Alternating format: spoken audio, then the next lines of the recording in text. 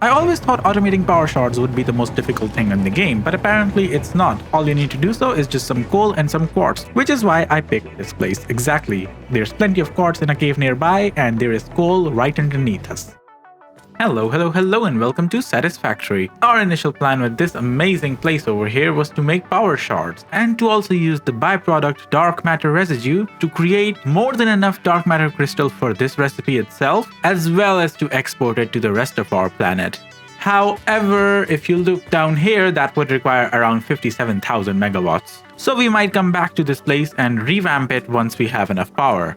Yeah, because as things stand, if I turn on that factory up there, it's gonna shut down this entire planet. So let me just flick my magic wand over here and... Okay, that's a lot less power, and we will obviously lower this a little bit more by underclocking our quantum encoder back here. This massive thing. I hope it lights up when we use it. And it's also a lot less resources as well. So the plan is to hook everything up today, start making power shards, and then we are going to work on a rocket fuel power plant. Because if I'm being honest, this place down here, although it's been working perfectly so far, is no longer enough. I'm not going to tear this place down, okay? I really like it and I'm going to keep it here. It's a nice memory and we learned a lot of lessons building it. We had a quick live stream the other day where we actually fixed pretty much all of the fluid issues that were happening over here. So despite this amazing pipe spaghetti over here, this place is actually generating power pretty efficiently right now. Anyway, back to our factory. What do I call this, by the way? This place needs a name. Alright, so we need 6 converters. That means, well, a lot of you guys need to just go because we have 10 over here. So how about we just remove 2 on either side, right? Oh, wait a second, we need 7 converters in total. So one of these guys needs to stay over here. I know it's kind of difficult to see things right now. You can skip to this timestamp if you wish to see things again, or just wait because I'm gonna fix it in a minute anyway. Actually, where are your inputs? Your inputs are... Yeah, your inputs are on this side. So what if you, sir, create excited photonic matter for me? You're gonna give your input on this side, okay? Yes, create some excited photonic matter. And we are going to use clean MK1 pipes over here. And these are going to connect with a nice little curve over here and then into this place. Now, the reason I'm using clean pipes over here is fairly simple. They're pretty. And we don't need more than 300. Actually, we only need 150. Now, the only way this loop is going to work is if we have Somers loops here.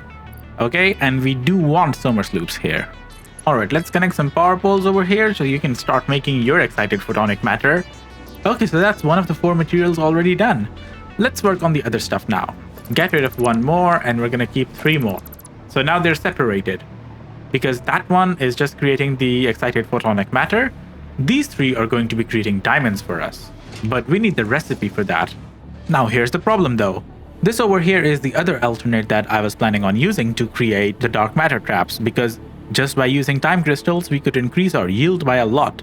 So if you don't have power problems in your factory, you should go for this one and just manufacture some time crystals on the spot. Because you pretty much have all the raw materials on the spot anyway. Anyway, so these guys over here are going to be using pink diamonds over here, please. Wait a second. No. I want pink diamonds over here. So these 3 should be making the pink diamonds, please. 1, 2, and 3. And then you guys are going to be converting them into time crystals for me. Yeah, so time crystals 1, 2, and 3. Now, all of these need very specific overclocking in order to work. Otherwise, we would need to add a 4th one. The thing is, if we don't overclock stuff, then we need weird numbers over here of these machines, right? So what I did over here is if you press this plus button, it automatically puts in a number over here that would round up the number of machines. I could even take this further and press this another time, and there we go. Now we only need 2 converters over here. The same thing on this side as well. Now we only need 2 converters if we basically put in the clock speed at 208 1/3.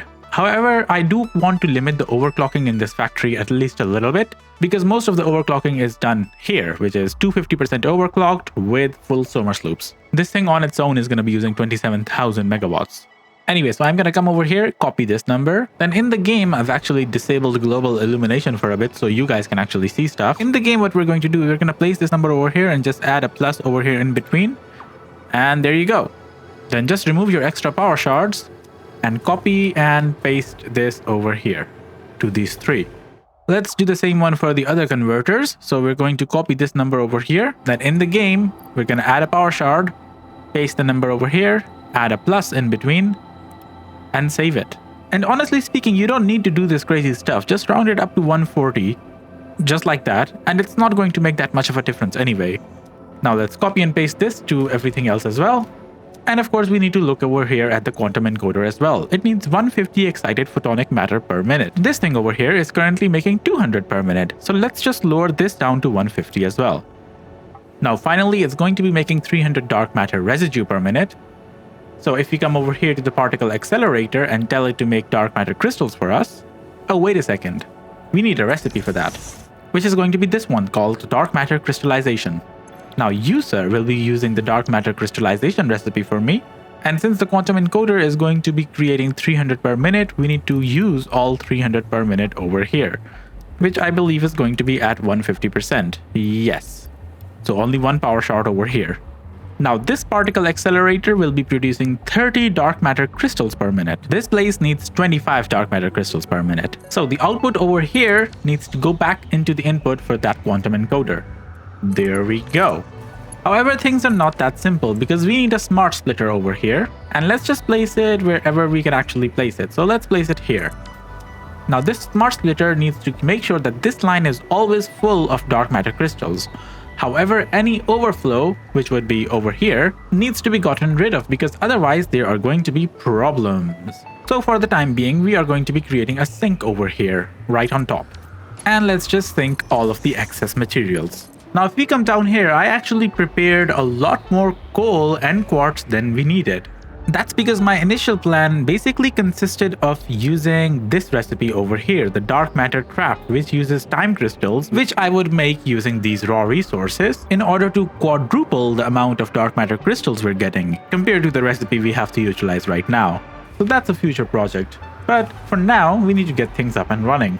So here's the plan. We're going to have two splitters over here and we are going to be clipping them through this floor. So these things need coal and quartz crystals. So here's the coal.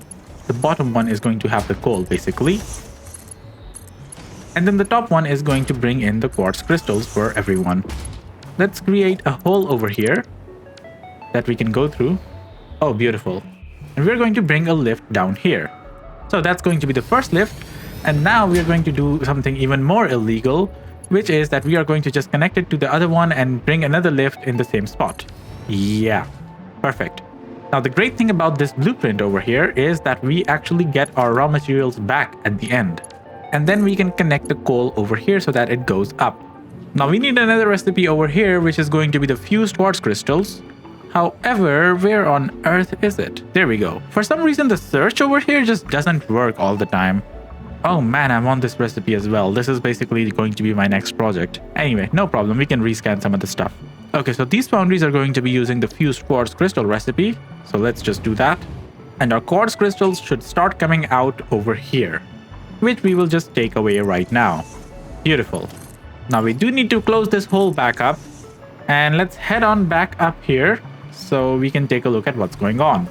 Now you guys are going to be making pink diamonds for us, but you don't have any power right now, which is kind of a shame.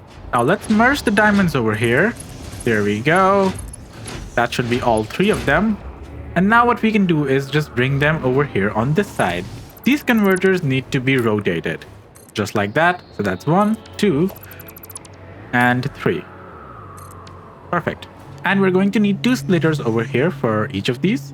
By the way, if you ever place buildings on a curved surface and you're having problems like this, just place it over here so that it's actually aligned with the building and then nudge it over. There we go. Now let's connect these together. And basically this should be everything done, right? Now let's also merge the outputs over here for these converters in a similar fashion. So that's 1, 2, and 3. That is going to be our time crystals finally. Oh, we can get rid of this. That was my initial plan to use a logistic floor over here, but no. Okay, now this place only needs one more thing, which is going to be these quartz crystals. These quartz crystals are also down there. I could bring them from over there, but I do want this place to look slightly pretty, even if not a lot. And I might also get rid of this back belt over here. So actually, let's do that right now. Let's get rid of all of these conveyor poles, as well as this place over there. Now here's the plan. basically just clip through the floor. That's it. That is the entire plan. Now, these are the quartz crystals over here, right? Yep. Yeah, so we're gonna place a splitter over here and just take this up into the air and bring it all the way into this one. Lovely. And for the other one, we need to bring stuff from upstairs once more. Ooh, let's do this in a pretty way as well. Take you over there, and then you, sir, can connect yourself to that thing. And you shall just go down into the underworld. Right now, right here. Perfect. Go here and into there, please. Perfect. Oh, I do need to set up the smart splitter again. So, yeah, you might as well just send any overflow to any direction, please. Just anything except this one. That needs to be the primary that you fill up. Now, if you come over here and take a look at this, you will find out that, oh, wait a second, why is this place not actually building anything? Well, my dear friend, that's because it needs to be seeded. The first few dark crystals that you put in need to be, well, by your own hand. Actually, it's not just first 2, just first 4. The reason it's the first 4 is because you need 2 to start the process, and then the next 2 are the ones that actually get the benefits from the Somers loops. So we have a bit of a chicken and egg problem. That is that to make the dark matter crystals, we need the dark matter residue. But to make the dark matter residue, we need the crystals. Or do we? Well, we actually don't. We are going to be creating a temporary converter over here. This temporary converter shall create dark matter residue for us using reanimated SAM. And then it's going to feed this particle accelerator with that dark matter residue. Which means that we are going to have dark matter crystals going downstairs and up over here into this really soon. That's the first, and now we're gonna get a second one. Which is probably going to blow a fuse over here. Oh my god, what did I just do? Yeah, I really hope this doesn't blow a fuse right now because it's probably going to. I need a power pole up here so I can take a look. Alright, that should be more than enough. Now we only need to do one last thing, which is we need to connect the output over there, well, the fluid output, over here. There we go. So that's going to be this loop perfectly completed. But do you know what's not fine? If we come over here and take a look at this handy power pole, yeah, things are kind of dicey. I don't like the fact that the max consumption is dipping over our production. Anyway, let's set up a dimensional depot over here right now, and you guys can feed the power shards inside of that. Absolutely beautiful. Now here's the thing. This place is not going to be used that much, except when I'm building a big factory somewhere. But the problem is that whenever I'm building a big factory somewhere, the rest of my base is also going to wake up. Yeah, I'm going to get rid of this piece as well. So you are going to be happening underground. Just like that. But I'm distracting myself. So how do I make sure that everything over here and the ratios remain functional without it actually using that much power? So everything over here has varying amounts of clock speeds and overclocking, right? But the quantum encoder is the biggest culprit. Because not only does it have 3 power shards inside of it, it also has 4 Somers loops, which are significantly increasing the power drain. However, we can just lower the clock speed over here to something like 50%. Now it's not going to be making as many power shards as we initially planned, but the ratios do not get hurt. Yeah, we're no longer playing with danger. Anyway, that's it for today, and now I need to solve my power problems. My power problems are actually the reason we created this factory in the first place, because I want to put power shards in all of the generators that we'll be building. That will significantly cut down the number of generators we need in our power plant. So smash that subscribe button, and I will see you guys next time. Bye!